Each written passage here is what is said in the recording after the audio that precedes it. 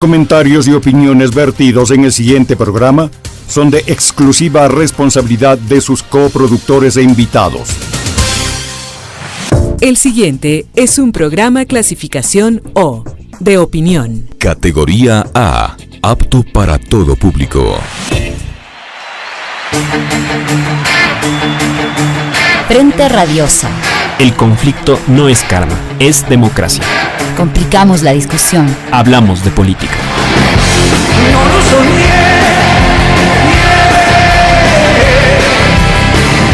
Deja gente en el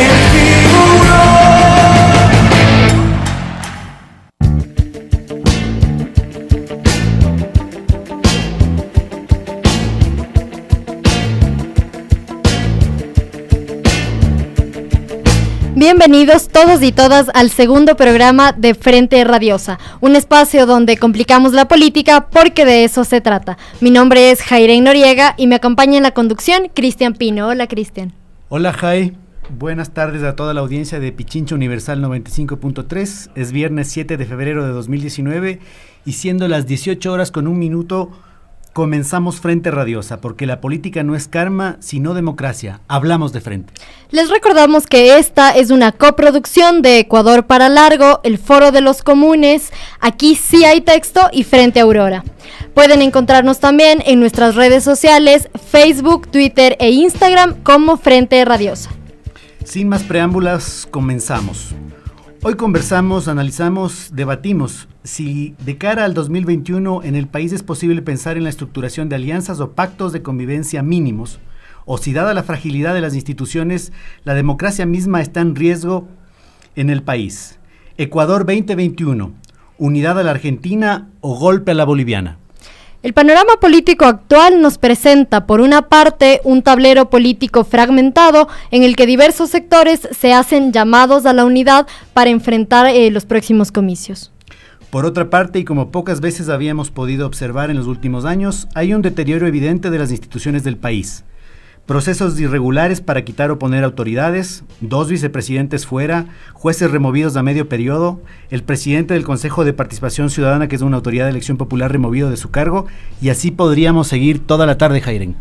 Claro, Cristian, y si además consideramos que como escenario de fondo tenemos a una población ecuatoriana con un estado de ánimo de desesperanza, preocupada por un panorama económico que no da alternativas al desempleo y además atrapada por una creciente sensación de inseguridad, existe un evidente caldo de cultivo para la xenofobia y la violencia.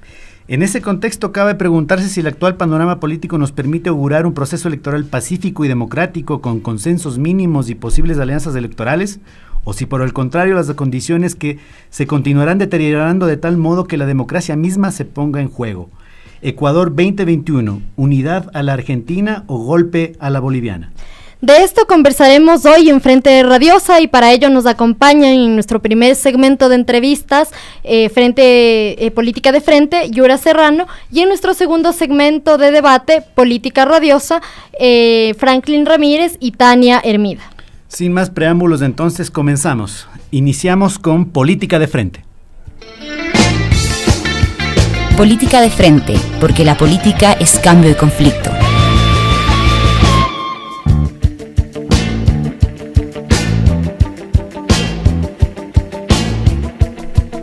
Recibimos a Yura Serrano, quien es comunicador y sociólogo, presidente nacional de las Juventudes del Partido Socialista del Ecuador. Buenas tardes, Yura. Hola, Jairén. Hola, Cristian. Gracias por la invitación a este bonito espacio.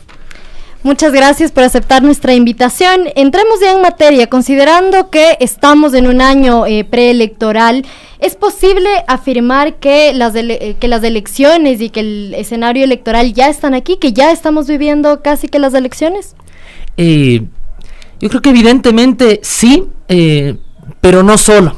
Creo que es evidente que estamos ya en un escenario electoral. Considero fundamentalmente 4 aspectos. El primero, porque digamos desde tempranamente con el gobierno de Lenín Moreno vivimos una suerte de transición, inclusive declarada por el mismo presidente, quien asumió hace algún tiempo ya que él era un sujeto de transición política en el país. Yura, ¿podrías mencionar algunos elementos de esa transición? Sin duda, bueno, creo que lo más evidente constituye la consulta popular en la que se intervienen las instituciones en una suerte de promesa reinstitucionalizadora del país, que bajo el pretexto de corregir desviaciones en las instituciones que ocurrieron según quienes lo hicieron en el gobierno anterior, se asumió un régimen de transición y de excepción en el país.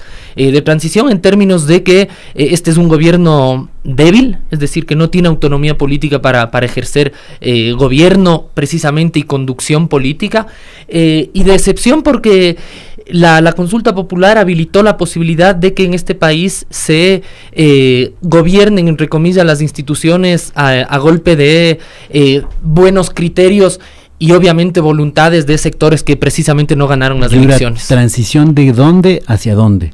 Yo creo que esto es lo que no termina ni de asumir ni de tener claridad el propio oficialismo, digamos, la ruptura que tiene con quien posibilita que llegue al poder Moreno, con el llamado correísmo, no tiene luces. Yo creo personalmente que no hubo un acto plenamente planificado por parte de Moreno, y que más bien hay factores que hicieron que se decanten las cosas y que obviamente se consolide un nuevo bloque de poder. Esta transición entonces es la consolidación de un nuevo bloque de poder que ahora entra precisamente en disputa. Yo creo que hay un segundo elemento que no solo es esta consideración de transición. Creo que es fundamental poner en el escenario lo que ocurrió en octubre, que obviamente no es solo una cuestión, no solo nos anima a pensar en términos electorales, pero que sí calentó y aceleró la entrada en este escenario de precampaña, es decir, el retorno con fuerza del movimiento indígena, la necesidad de repensar con más determinación la radicalización democrática en el país, ¿sí? De contestar con fuerza al ciclo y al periodo neoliberal que estamos atravesando, digamos, no el aparecimiento, porque creo que han estado ya presentes desde hace algún tiempo, pero movimientos, el feminista, movimiento ambientalista, que aparecieron obviamente en octubre. Esto nos dejaron también las movilizaciones. Un tercer elemento que quiero apuntar, creo que tiene que ver con que Correa no se bajó y ni le han llegado a bajar de la tarima. Es decir, por más acorralamiento que ha tenido la vertiente correísta, como Correa como sujeto político, ha sido un actor preponderante en la política en estos años, que obviamente a puertas de unas elecciones lo hace estar más presente. Y finalmente creo que hay un cuarto elemento para alimentar la discusión, que tiene que ver con el baile que empieza ahora en el legislativo, en los actores empresariales, en los actores mediáticos, en el capital financiero también en el país, ¿no? Yo creo que esto es una cuestión que hay que tener muy en cuenta, porque precisamente quienes venimos de los sectores de alguna manera reconocidos desde el campo popular, progresista, de izquierda, requerimos tener mucha lucidez, mucha finura para entender. Yura, recojo dos temas que has planteado. El primero es, evidentemente, respondiendo a la pregunta de Jairén, has dicho, sí, efectivamente estamos en un escenario preelectoral, ¿no? Y el otro elemento, un elemento al que aludías en tu respuesta, el elemento de la generación o la creación en este periodo de transición de un bloque, ¿no es cierto? En este periodo electoral estamos viendo cómo ese bloque empieza a mostrar ciertas figuras, ciertos resquebrajamientos. Por ejemplo, Nebot y el Partido Social Cristiano explícitamente se han opuesto a algunos proyectos legislativos del gobierno.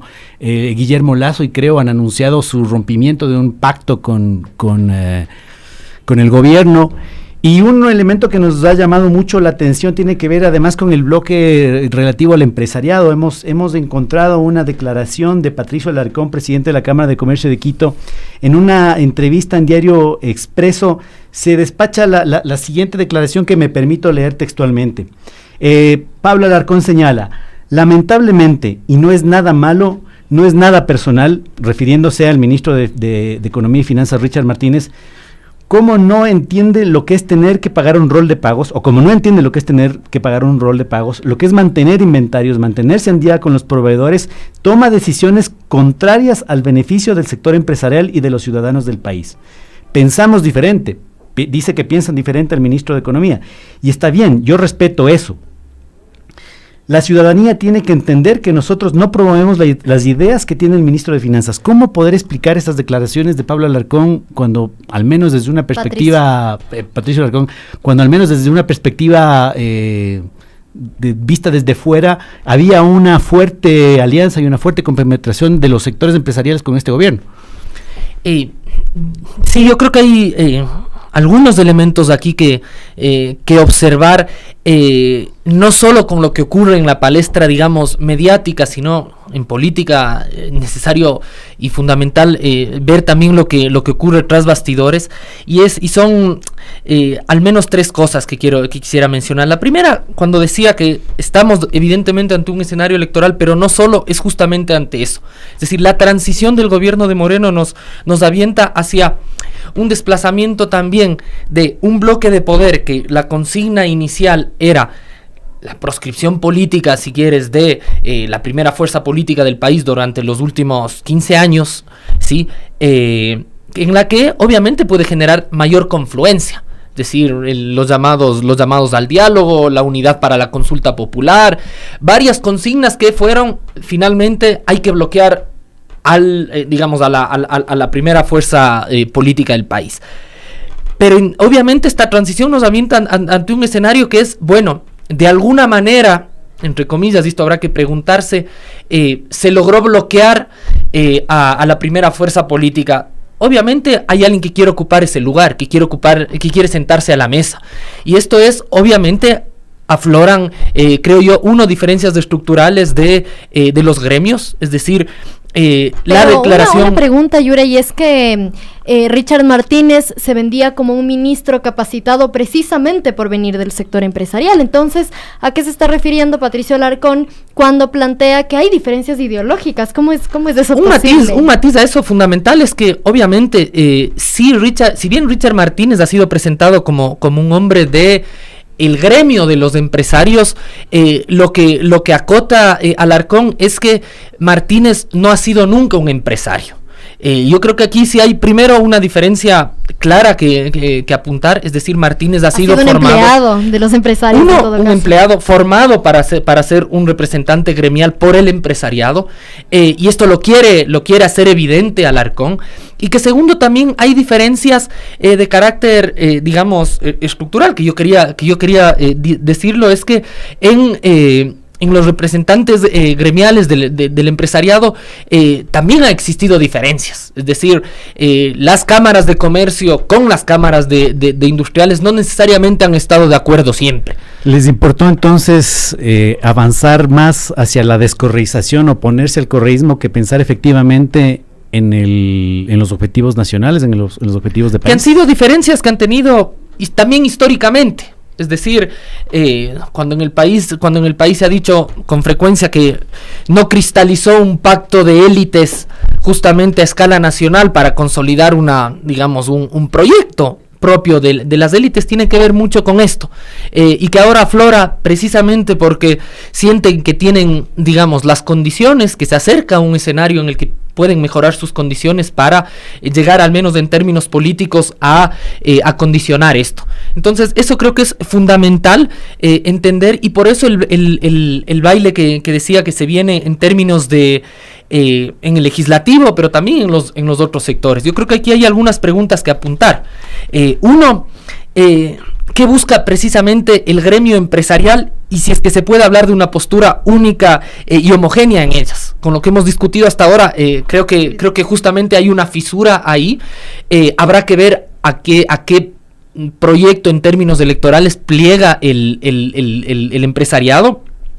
Y otra pregunta necesaria que creo que hay que hacerse es: ¿qué ocurre y qué ocurrirá con el sector bancario y el capital financiero en el país? ¿A qué va a plegar? Es decir, que se haya buscado y que se pretenda, por ejemplo, a una joya de la corona del sector público como es el Banco del Pacífico, sacar a la venta, que, por ejemplo, Guillermo Lasso, representante dueño de un banco, esté en campaña permanente, ¿a qué va a jugar el resto del sistema financiero?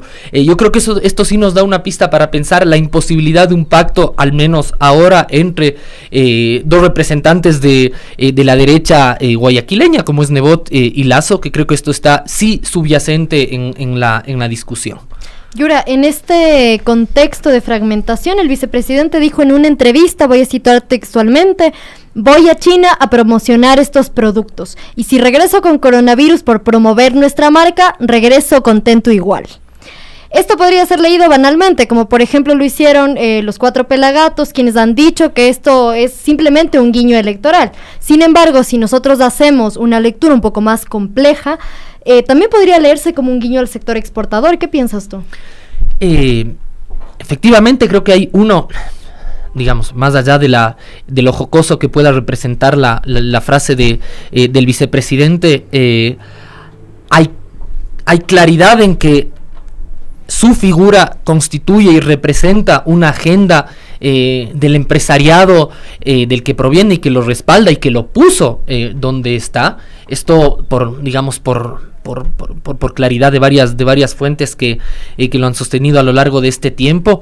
Y dos, que obviamente hay al interior del oficialismo una necesidad de decirse: el barco se está un poco hundiendo y tenemos que apuntalar en términos políticos, ni siquiera económicos, en términos políticos, a una figura que, uno, nos permita sortear el tiempo que viene, y dos, pensar en si este bloque, que decíamos, este bloque de poder que se configuró en este tiempo, tiene la posibilidad de presentar al menos una alternativa con autonomía política para las próximas elecciones, ¿no? Y por eso los esfuerzos que está haciendo el oficialismo en poner toda la maquinaria estatal para levantar su imagen, su figura, el desplazamiento en el discurso que ha tenido el vicepresidente, ¿no?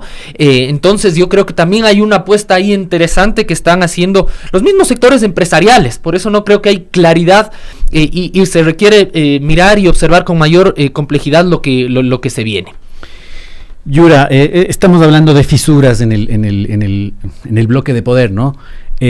Algunas de estas fisuras también se pueden visualizar a nivel político institucional, ¿no es cierto? Digamos, al principio el gobierno tenía una suerte como de un bloque un poco más aceitado que permitía la aprobación de sus propuestas legislativas con mayor o menor eficiencia, pero aprobación al fin.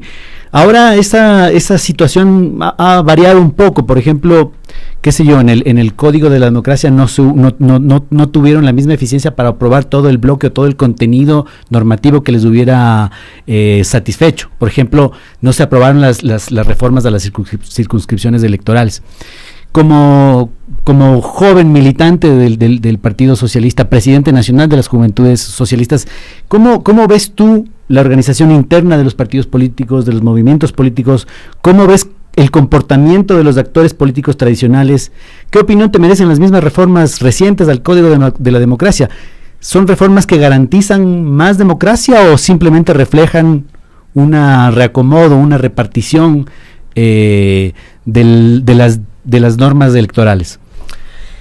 Compleja, interesantísima pregunta, Cristian, que evoca, digamos, a pensar, digamos, un escenario, uno de la contingencia y la coyuntura política ahora, que tiene que ver con la reforma al Código de la Democracia y cómo se dio. Yo creo que no es un acto aislado de cómo sucedieron las cosas para que hayan pasado muchas de las reformas que se plantearon y otras de carácter estructural se hayan quedado, como las circunscripciones electorales. Tiene que ver desde dónde nace esta propuesta de reforma al Código de la Democracia. Uno, la suerte de disputa interna que tiene el CNE, ¿no es cierto?, provocada por una lógica de recomponer la vieja visión de el órgano electoral orientado por los mismos partidos políticos, ¿sí? Recordemos que este CNE nace de un CNE transitorio convocado, digamos, no convocado, sino más bien definido, puesto por por el Consejo de Participación Ciudadana Transitorio, por el finado Julio César Trujillo. Entonces, ¿qué corresponde a una lógica de recomponer, si se quiere, el pacto de partidos que en el país había sido profundamente cuestionado? Y esto, por más, digamos, militancia que uno tiene en una perspectiva partidaria, tiene que ver con una pregunta latente, que es si ¿es esta reforma al Código de la Democracia justamente una posibilidad de reinstitucionalizar los partidos políticos de manera ampliada, con carácter democrático, o de imponer una suerte de, no sé si se ha revisado la resistencia que tienen los partidos políticos en la ciudadanía, y de imponer y de hacer más cerradas y verticales el sistema de partidos y el juego institucional de la política? Entonces creo que aquí hay una disonancia grande y profunda. Es decir, si ustedes me dicen se va a votar las próximas elecciones en listas cerradas, cuando digamos, la representación justamente en el Parlamento y a lo que se apela es a un voto en representación 1 a 1, hay que preguntarse si justamente hacer listas cerradas corresponde a eso. ¿A qué partidos políticos se va a votar? ¿Qué partidos políticos están plenamente arraigados en el país? Esto es una cuestión estructural, insisto en esto, porque si ni bien en el periodo anterior se logró resolver una cuestión de institucionalización de los partidos, porque está latente, creo yo, esta lógica, y ahora más, octubre reavivó una lógica de resistencia al juego institucional de la política. Entonces, es la reforma al Código de la Democracia una suerte de radicalización democrática, o de blindar un poco si se quiere, el privilegio de los propios partidos políticos, que se ha evidenciado, no tienen respuestas justamente hacia la ciudadanía. Agradecemos a Yura Serrano, presidente de Nacional de las Juventudes Socialistas del Ecuador. Ahora les dejamos con la canción emblema de Frente Radiosa, Jijiji, del Indio Solari, y volvemos con nuestro segmento Política de Frente.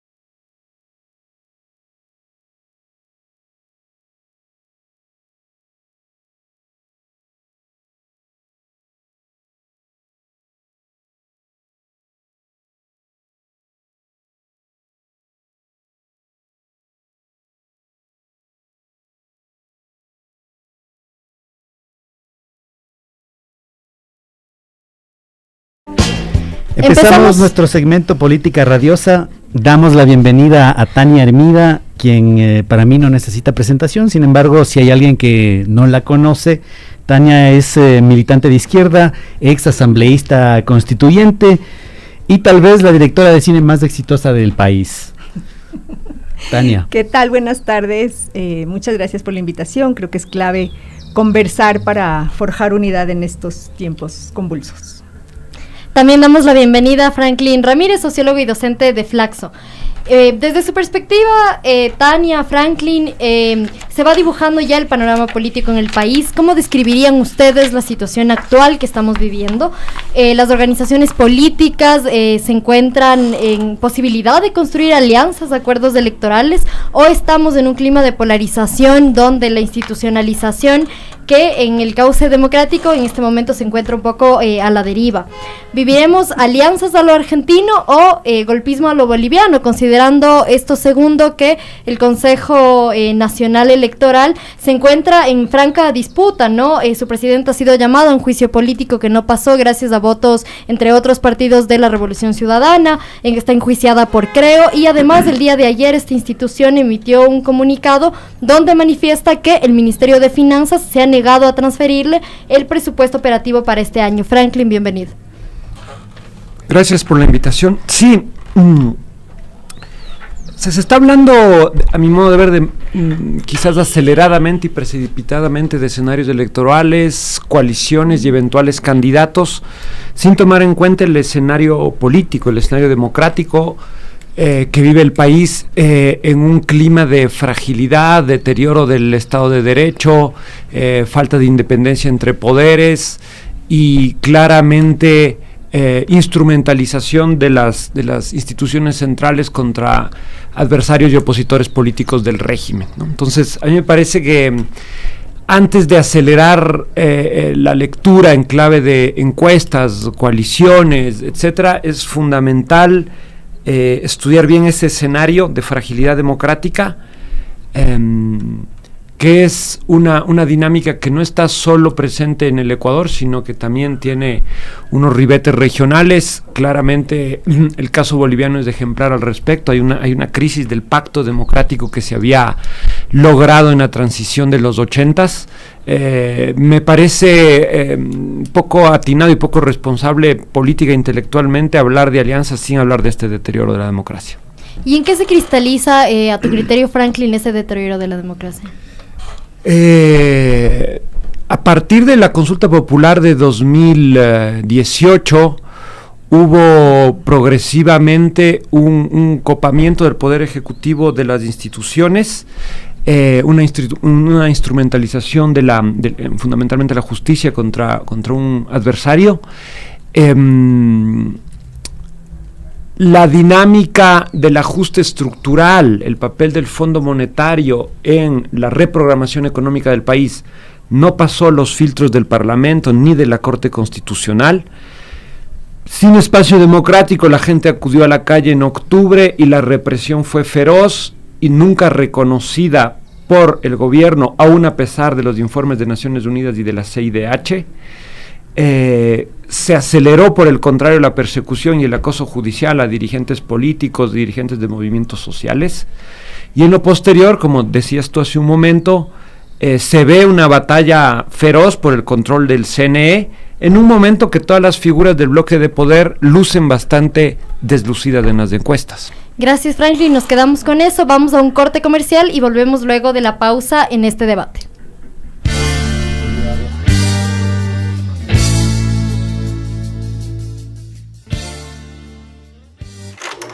Entre telones. Desde Guambrita me dicen la Benedetta, por lo que soy talentada para todo. Este es mi libro. Soy Prometeo, mago, el mejor mago prestidigitador, mentalizador, escapista de todo el Ecuador. El mundo del cine, el teatro y las artes escénicas está Entre Telones, el espacio para compartir con los artistas, directores, productores y con ustedes, el público. Todos los viernes a las 7 de la noche por Pichincha Universal. It's equally valuable. ¡Ay, qué aburrida que es la radio! Lo mismo y lo mismo por todos lados. Tranquilo, no te asustes. ¿Acaso estás cansado de los típicos programas de radio? Sí. Eso se acabó. En Pichincha Universal, el deporte femenino tiene su propio espacio en tacos, botines y goles. Escúchanos todos los domingos a las 11 horas por 95.3 FM o 94.5 al noroccidente de la provincia de Pichincha. Pichincha Universal. La aguja de tu dial apunta al sur del cielo radio. Música, entrevistas, lanzamientos, estrenos y más. Al sur del cielo radio, un encuentro con el rock nacional. Escúchanos todos los viernes a partir de las 20 horas por Pichincha Universal, 95.3 y 94.5 para el noroccidente de Pichincha. Su música al aire en Pichincha Universal. Edición especial. Hoy has vuelto aquí. Me buscas y no recuerdas. En una mañana del mes de abril lloraba yo, lloraba así. Sus éxitos de hoy y siempre con la misma gente. Juanita, verme que está bien arrolladita. La misma gente. Caminando estaba por las calles de Chicago. Contaba mi abuelo que en un diciembre antes que naciera yo. La salsa presente con la misma gente. Este sábado no te puedes perder. Salsa con clase. Producción de Javier Bisuete. 19 horas. Con la orquesta La Misma Gente. Edición especial. No lo soñé.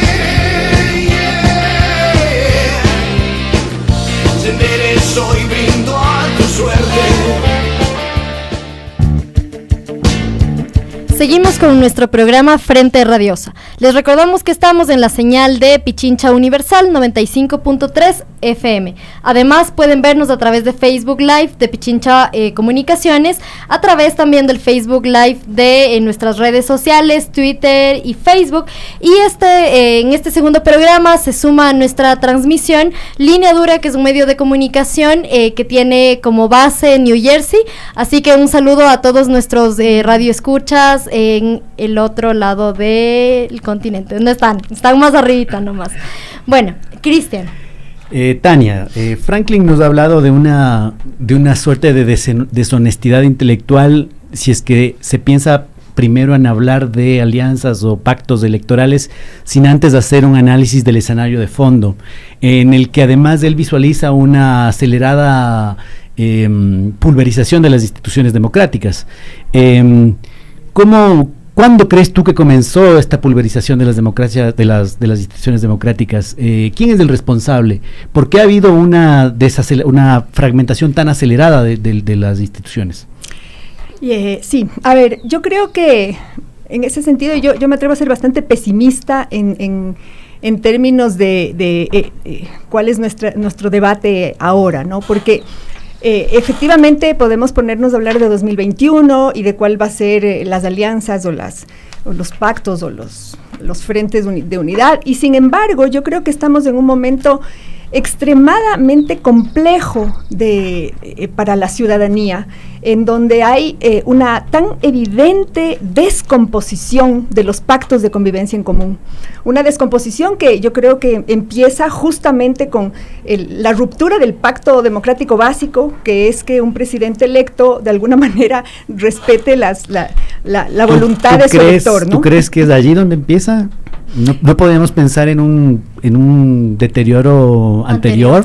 Yo creo que se puede hacer un análisis bastante más largo, pero para ponernos de alguna manera en una coyuntura más o menos contemporánea, ese pacto de alguna manera... Tania, sí. Yo creo que sí es bien importante responder la pregunta de Cristian, en la medida en que precisamente este escenario de transición que estamos viviendo es respuesta a lo que muchos críticos, detractores del gobierno pasado han mencionado, y es que la justicia estaba secuestrada, entre otras cosas. Entonces, hay un momento anterior y que además está siendo usado para justificar hoy precisamente el deterioro de las instituciones. Y por eso nuestra pregunta, ¿empezó el deterioro de las instituciones en 2017 o es anterior? A ver, yo creo que el deterioro de las instituciones en sentido muy amplio siempre ha sido un tema complejo en nuestras democracias en América Latina, ¿no? Yo creo que uno de los principales retos ha sido siempre fortalecer la institucionalidad pública. Pero yo sí me atrevo a decir claramente que en los 10 años de la Revolución Ciudadana, efectivamente se logró construir institucionalidad pública fuerte en todas las instancias. Que luego hubiese una relación un poco... No lo suficientemente clara entre los distintos poderes del Estado. Eso es un debate, pero se creó institucionalidad pública, no solamente en el ámbito de lo político, también en el ámbito de todos los derechos sociales, porque la institucionalidad pública tiene que ver con la garantía de derechos, de todos los derechos. Y yo creo que hoy estamos viviendo una tan dramática descomposición, desmonte de la institucionalidad pública, que hace bien difícil pensar no solamente en un proceso electoral en un año, sino hace muy difícil pensar cuál va a ser la deriva que tome toda la masa de excluidos de ese sistema de descomposición estatal, de descomposición de lo público, de descomposición del sistema de derechos. ¿Cuál va a ser la deriva que tome? Y yo creo que en ese sentido octubre marcó algunas pistas, ¿no? De cuál es la deriva que puede tomar efectivamente ese muy violento desconocimiento de los derechos de las personas, empezando por los derechos económicos y pasando por los derechos de libertad, pasando por los derechos de asociación, pasando por el derecho a la salud, por el derecho, en fin. Entonces, en esa medida a mí me pareció interesante lo que proponía el propio programa cuando se anunciaba, que es esta pregunta, ¿no? Todos esos excluidos de un sistema que se descompone, y en donde unas élites viven en una burbuja de privilegios intocada, a pesar de que destruyen todo el otro sistema que permite la convivencia colectiva. Esos excluidos van a ser capaces de reconstruir una posibilidad de unidad para volver a ser política, para volver a ser Estado, institucionalidad, o la única deriva posible es descender por las escaleras del Joker, ¿no? Franklin, yo creo que es evidente lo que señala Tania, en el sentido de que evidentemente durante los 10 años del correísmo efectivamente sí se construyó institucionalidad, ¿no? Sin embargo, el hecho de que esa institucionalidad se descomponga tan rápidamente da cuenta de algún defecto en el diseño, algún defecto en la cultura política, no sé. ¿Cómo ves tú las razones de esa descomposición tan acelerada? ¿En qué falló el diseño institucional? ¿En qué falló el diseño constitucional? ¿En qué se falló? Digamos, una cosa es construir infraestructura estatal, instituciones públicas de Estado, y otra cosa es que ello haya sido hecho efectivamente de modo democrático. Hay que establecer una interrogante sobre si la construcción estatal adquiere un carácter democratizador o no.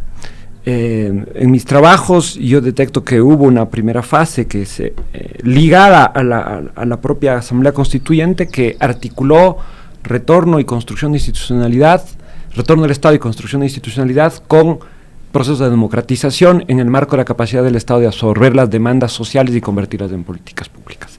Hubo una segunda fase donde, por diversos factores, entre otras por el carácter todopoderoso que dio la propia Constitución al Ejecutivo, sostenido en un voto popular enorme, histórico, y que no se volverá a repetir en este país fácilmente en las próximas décadas, terminó por sobreponerse al resto de poderes y cerrar la pinza democrática. Sin embargo, yo diría dos cosas al respecto. Correa nunca fue muy admirador de Montesquieu y la separación de poderes, pero sus detractores, que son ahora parte del bloque de poder que gobierna el país, siempre se ufanaron de serlo y reivindicaron el nuevo ciclo político en función del retorno a la democracia liberal. Liberalismo aplaudido largamente al régimen de Moreno, que sin embargo no ha recompuesto el escenario democrático ni por la vía de respetar la separación de poderes, el control popular, la rendición de cuentas, ni por la vía, que en Correa esto no puede decirse así, de respetar la voluntad popular y el voto de los ciudadanos. Se gobierna con un plan que no fue votado, se gobierna con unas políticas que no autorizó el soberano, y eso no tiene absolutamente nada ni de liberal ni de democrático. ¿Es posible entonces en este escenario, Franklin, Tania, una recomposición de las instituciones democráticas ante el escenario político electoral de 2021? ¿Están las instituciones en capacidad de hacer respetar la decisión de las mayorías? Pensando en otras instituciones, por ejemplo las Fuerzas Armadas, ¿qué rol van a jugar? Porque sabemos que en nuestros países de América Latina la policía, tanto como las Fuerzas Armadas, son actores políticos, aunque no quisiéramos que sean así, pero lo son. ¿Van a jugar algún rol o no? ¿Y tendremos nosotros soberanía sobre nuestra democracia? A ver, en esa pregunta hay varios temas que son muy importantes todos, ¿no? Yo creo que si algo, bueno, no, uno de los temas importantísimos de la Constitución del 2008 fue justamente delimitar hasta qué punto el poder civil es siempre el que tiene que tener la capacidad de la gestión política del Estado. Y de ninguna manera se le puede otorgar a las Fuerzas Armadas o a la policía un rol más allá de aquel de someterse al poder civil, ¿no? Sin embargo, yo creo que lo que hemos visto en este último tiempo es lo contrario.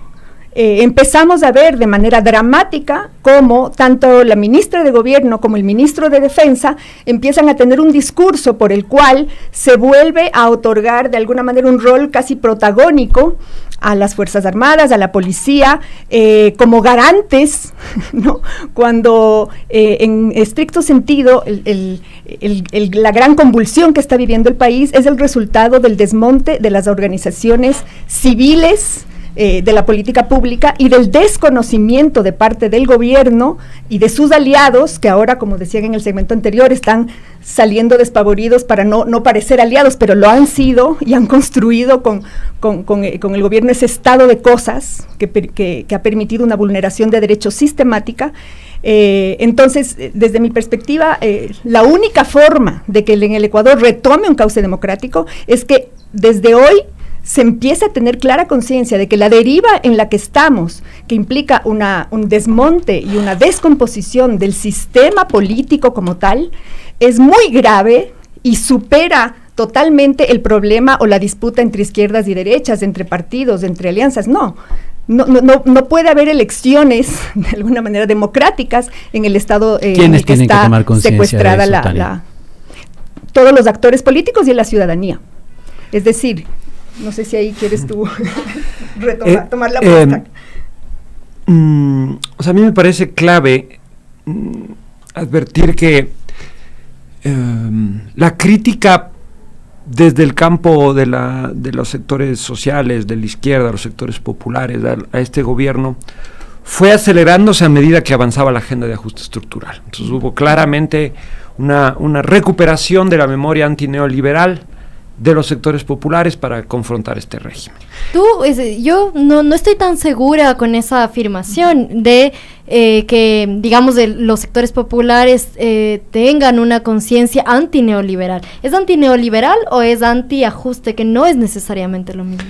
Yo creo que hay una recuperación de la memoria antineoliberal, de las luchas que se dieron en el 90. Me parece que hay una crítica pública que excede el problema de la austeridad y que tiene que ver con la lógica de las privatizaciones, con la lógica de el desmonte de toda la institucionalidad pública, con el desmonte de todo el financiamiento de los derechos sociales. Esto no es simplemente un problema de austeridad y ajuste para contener la fiscalidad del Estado, sino es una visión del desarrollo, del bienestar, del buen vivir y de los derechos. Ciertamente los sectores populares, cierta parte del campo popular se tardó en activar la tecla antineoliberal, pero me parece que luego de octubre... ¿Lo componen quiénes, a tu criterio? Las dinámicas organizativas, asociativas fundamentales de este país, del movimiento indígena, los sectores sindicales, del movimiento de mujeres, del sector estudiantil, los partidos políticos asociados con las grandes demandas históricas de las mayorías, del movimiento afro, del movimiento de mujeres, del movimiento ecologista, fragmentado, entrampado, pero que haya estado. ¿Y por qué tardaron tanto? ¿Por su anticorreísmo? El clivaje correísmo-anticorreísmo jugó de modo funcional a evitar la contestación amplia y unificada de este sector al neoliberalismo. Ese clivaje está presente todavía. Me parece que en octubre ese clivaje se desdibujó, perdió la centralidad que tenía, algo que también incomoda a Correa. Ese clivaje también era funcional a Correa, pero también era funcional al avance del neoliberalismo, al avance de este ajuste por sorpresa. Pero solo 30 segundos. Digo que más temprano que tarde, finalmente, este amplio campo asociativo popular termina configurando un discurso, una frontera y una acción política contra el neoliberalismo. Pero me parece que lo que estamos advirtiendo hoy es que no solo es una lucha ahora contra el ajuste, la austeridad, el neoliberalismo, sino por la democracia. O sea, está en juego la disputa democrática. Y a mí me parece que cuando se interroga y se piensa la cuestión de las alianzas, de la unidad popular, del Frente Amplio, de la concertación, de la izquierda, los sectores democráticos populares, que es un tema que surgió de octubre, se pierde de vista que lo que primero hay que sostener en estas condiciones es el Estado de Derecho, la separación de poderes y la plena vigencia de la democracia. Más allá de cualquier coalición electoral que pueda darse a fines de año o hacia enero, es una coalición política que sostenga como un gran frente la democracia y el Estado de Derecho en este país. Tania, el campo popular, como lo ha descrito Franklin, aparentemente tiene conciencia de que hay que enfrentar el embate neoliberal. ¿Tiene la misma conciencia respecto de la crisis de las instituciones de la democracia? ¿Crees tú que tienen conciencia de eso? Yo no lo pondría en esos términos. Yo me atrevo a ponerlo en estos otros términos, y para eso traigo a colación una vez más el Joker, que yo creo que es una película que se ha pegado tanto es justamente porque resuena en una sensibilidad popular de lo que nos está pasando. Yo creo que el Estado de Derecho se traduce ya en la vida, en la cotidiana de un país, de un Estado, en el reconocimiento del otro como sujeto de derechos. Ese es el pacto básico de una convivencia republicana, ¿no? El otro, sea quien sea, extranjero, nacional, mujer, hombre, pobre, rico, etcétera, ese otro es sujeto de derechos. Y el gran esfuerzo de un Estado democrático es tratar de garantizar de la manera más generosa posible los derechos a todos y todas.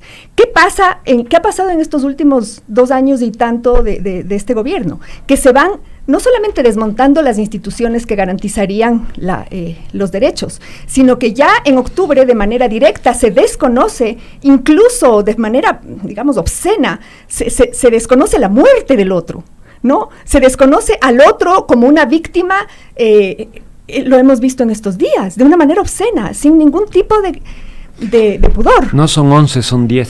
Exacto, ¿no? Es decir, un desconocimiento de ese otro como sujeto de derechos. De acuerdo, y eso, pero digamos, retomo mi pregunta entonces en el sentido de, ¿el campo popular está haciendo esa lectura en el sentido que tú lo estás planteando? Es que ¿Crees tú que sí? Yo ¿Crees siento tú que no? más allá de hacer o no hacer la lectura, lo que el campo popular está viviendo en su piel hoy en día es ese ser excluido.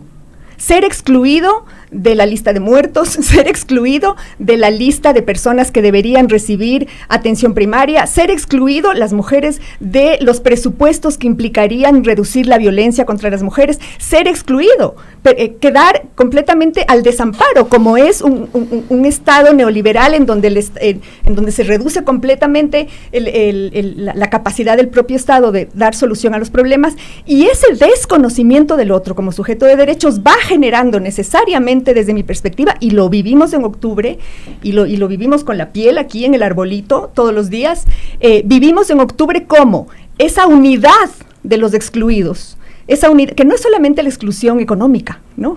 Que es evidentemente ese gran grupo de excluidos de un pacto de élites para los cuales hay una parte de la población que es descartable, que sobra, que tiene que ser desconocida y que es mejor que no se exprese.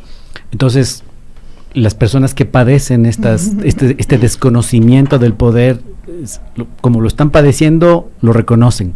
Los que representan a estas personas, ¿están conscientes de esto? A mí me parece, coincido con Tania, que la experiencia de octubre como tal puso delante de los ojos de las mayorías, no solo el problema neoliberal, sino el problema democrático del país. O sea, octubre dejó ver en una asamblea que nunca sesionó. Una asamblea que no sesionó, una corte constitucional que se tardó en procesar un estado de excepción, que avaló que las Fuerzas Armadas tomen decisiones respecto a ese estado de excepción, que puso al poder civil por atrás de las fuerzas del orden, que proscribió a partidos políticos, que cerró radios, que sacó al ejército, a la policía en las calles con un nivel de violencia jamás visto en 3 caídas presidenciales en este país. Eso no hace, esa es una experiencia política brutal para modificar las fibras del entendimiento, del afecto con respecto a lo que está pasando. Entonces a mí me parece que la cuestión democrática se pone en primer plano, está visible, pero hay que seguir construyendo esa crítica y la unidad en torno a aquello. Pero retomando también lo de del Joker que decía Tania, a mí me parece que estos sectores sociales, la ciudadanía organizada, no, las dirigencias están como tratando de articular una crítica al neoliberalismo y a la descomposición democrática, pero también hay una parte de la ciudadanía, una gran parte de la población que reacciona en una clave Joker, que es en una clave de una respuesta de pura violencia, de pura negación, de pura voluntad de que todos se vayan a su casa, se reanima de un modo más beligerante la tesis de 2005 del que se vayan todos. Hay un escepticismo ciudadano brutal con las instituciones políticas, con todas las figuras políticas, un descrédito de la democracia. En ese marco, uno se pregunta si efectivamente en el campo popular la respuesta al escenario que se viene es unidad, unificación, acercamiento, o si esta política Joker de incendiarlo todo puede expandirse, puede tomar más cuerpo y visibilidad, algo que ya vemos con los discursos xenófobos, con los discursos contra los venezolanos, contra el llamamiento a la justicia por mano propia, Cintia Viteri diciendo a la policía disparen, exacerbando un escenario momento, digamos, en la misma línea del viejo discurso social cristiano. Esta cuestión de la política Joker, forjada también por la crisis del sistema democrático, puede irrigar largamente la dinámica política, la posibilidad de las alianzas y las coaliciones que se vienen. El primer pacto que requerimos es un pacto para sostener el proceso democrático y el Estado de Derecho. Y yo ahí sí me atrevería a decirlo claramente, es decir, estamos nosotros aquí conversando porque hemos hecho individual y colectivamente el compromiso de seguir hablando como si viviéramos en un país en Estado de Derecho. Pero estamos sentados en una radio que está amenazada de ser cerrada, que ha tenido varios procesos, que fue cerrada en octubre. No sabemos si al salir del programa o ahora mientras estamos en el programa pueden entrar a cerrar la radio. Esas son las condiciones en las que estamos hablando y conversando. Tania, Franklin, entonces, y frente a esas condiciones, ¿cómo deberían actuar los partidos políticos? ¿Qué rol deberían tener? Porque, claro, vemos a Lasso haciendo campaña adelantada, vemos al vicepresidente con fondos públicos además, con mucha publicidad en redes sociales de sus recorridos en territorio. También vemos al Partido Social Cristiano diciendo que Nebot será su candidato. Entonces, claro, precisamente hablan como si estuviéramos en un escenario democrático, pero evidentemente no lo estamos. ¿Cuál es el rol que deberían tener los partidos, Tania? A ver, yo creo que aquella agrupación política o aquellos nuevos líderes que surjan, no le pongo nombre ni apellido, que sepan interpretar y que sepan de alguna manera forjar la unidad de ese gran campo popular, que le podríamos llamar el gran campo popular, excluido del pacto de las élites que han generado este estado de cosas y que han avalado el estado de persecución y represión y que ahora se están apartando rápidamente porque ya vieron que el resultado de eso es el 90% del rechazo al gobierno a nivel nacional. Quien sepa interpretar eso y quien sepa de alguna manera canalizar esa unidad, va a poder liderar un proceso hacia la democracia. Pero coincido con Franklin en que efectivamente ahora mismo el gran pacto, más allá de las diferencias políticas ideológicas, el gran pacto es para que no tengamos que tener miedo de estar hablando aquí en esta radio porque nos la van a cerrar en cualquier momento. Ese es el gran pacto, que vuelva a haber Estado de Derechos. En esas condiciones podríamos volver a hablar de candidaturas presidenciales para el 21. Un pacto cualquiera que sea, digamos, o un consenso, más aún si es un consenso de naturaleza política, requiere de ceder y de dar y ceder, digamos, ¿cierto? El ¿qué debería ceder el correísmo, por ejemplo? ¿Qué debería ceder el movimiento indígena? ¿Qué debería ceder la derecha? ¿Cuáles son, planteado desde otra perspectiva, cuáles son los elementos mínimos que deberíamos tener en cuenta, en consideración, en el marco de este pacto por la democracia al que ustedes se están refiriendo? A mí me parece que o sea, las dos fuerzas fundamentales antineoliberales son la Revolución Ciudadana y el movimiento indígena. En sus dirigentes, en sus portavoces, pesa ahora una responsabilidad histórica con respecto a la posibilidad de poner fin al dominio autoritario del bloque neoliberal que hoy controla el Estado. Este bloque neoliberal se está fragmentando, hemos visto lo que pasa con Nebot, con Lasso, pero al mismo tiempo está acudiendo a las argucias durán-barbistas de suponer que la crisis se puede superar poniendo un rostro nuevo y toda la parafernalia respecto a Otto, que seguramente se repetirá en los próximos meses, tiene que ver con eso. Están poniendo la dicotomía entre lo nuevo y lo viejo, y Otto Sonnenholzer representa a las viejas rentistas, oligárquicas y neoliberales de élites de este país, aunque aparezca con un rostro nuevo. En esas condiciones, me parece que salir del clivaje correísmo-anticorreísmo y poner una cuestión de principios democráticos elementales bajo la mesa debería permitir al menos sentarse a dialogar a todos los sectores del campo popular, el feminismo, el ecologismo, movimiento indígena, las izquierdas. Es un momento de suma tensión y de angustia para el país. El escenario boliviano está más cerca que el escenario del Frente Amplio Popular argentino. Y quizás ese narcisismo de la pequeña identidad, de sostener la etiqueta de cada agrupación, puede poner en crisis una respuesta política que se requiere ya para forjar este frente. Generosidad, amplitud de miras, más allá de la coyuntura electoral, ¿no? Y yo me atrevería a decir, quizá empezando por algo más abstracto, que es urgente en el campo popular, sobre todo. En los demás ya es bastante más difícil que suceda, que vayan cediendo paso estos egos patriarcales que han organizado la política, incluso en el correísmo y en el movimiento indígena, que son ahora los dos grandes, actores visibles del campo popular. Es necesario que esos egos patriarcales, que vayamos generando otra forma de liderazgo, y con eso no quiero decir necesariamente que sean mujeres, ¿no? Lamentablemente hemos visto a mujeres haciendo destrozos con el sistema de derechos en este tiempo, así que no es ese el lema. Pero yo creo que eso es lo que vimos en Argentina. En Argentina vimos una unidad que se atreve a eso, a dejar el ego patriarcal en su sentido amplio y ceder el paso a una posibilidad distinta que le dé una esperanza al país. Muchas gracias, Tania, Franklin. Nos quedamos con eso, hacer un llamado a las fuerzas del campo popular precisamente para precautelar elecciones transparentes, que exista democracia en este país. Esperamos tenerles pronto nuevamente en esta casa. Muchas gracias por venir. Gracias. Muchas gracias a todos. Más allá de preguntarnos entonces si es que estamos en la posibilidad de llegar a estructurar alianzas a lo argentino o si vamos a llegar a un golpe a lo boliviano, lo importante es tratar de llegar a un consenso, un pacto democrático que nos permita hacer que la democracia se mantenga. Gracias a todos, porque la política es cambio y conflicto. Esto fue Frente Radiosa. Hasta el próximo viernes. No lo soñé. Una coproducción del Foro de los Comunes, Registro Aurora y Ecuador para Largo. No lo soñé.